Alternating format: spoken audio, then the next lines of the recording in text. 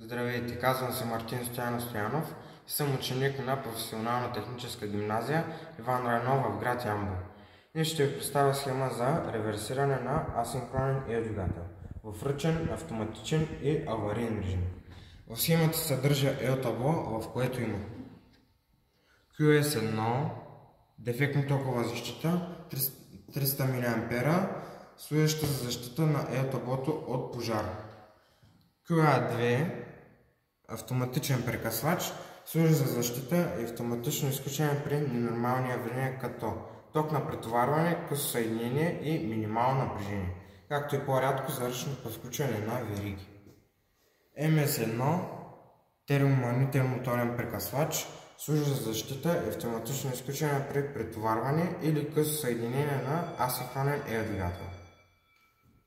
При изключването на MS1 автоматично се задейства зумер с прекъснато действие PF1, което означава, че схемата е в авариен режим.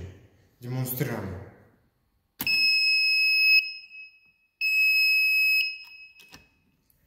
QS2, дефектна токова защита с предпазител, служеща за оперативно захранване на вторичните вериги на електрическите компоненти в електрическата схема. Пускане и спиране на електродвигател.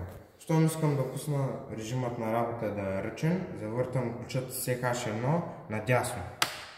След което, щом двигателят ще върти наляво, завъртам ключът SF2 надясно.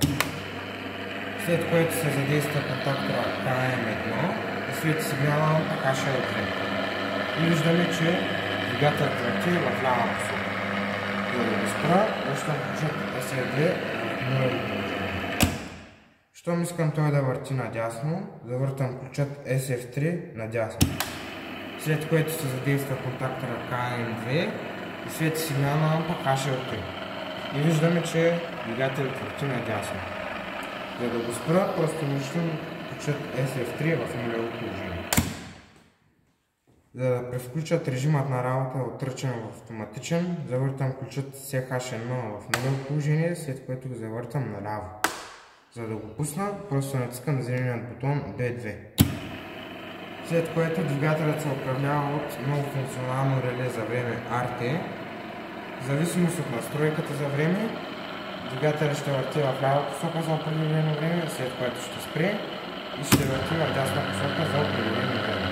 И ето виждаме, че тук ще се смени. За да го спра, просто натискам червеният бутон B1.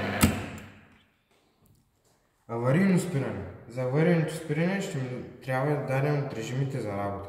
Аз ще се пусна автоматично, след което за авариен стоп натискам червеният гъбичен бутон SF1, при което се задейства контактора QA1, силовата верига остава без напрежение. Шунтовия изключвател QS2 и оперативната верига остава без напрежение. Двигателят не може отново да започне работа, докато не се върне нормалното положение на червеният гъбичен бутон SF1, като се завърти леко надясно и нагоре. И докато не се върне нормалното положение на шунтовия изключвател QS2.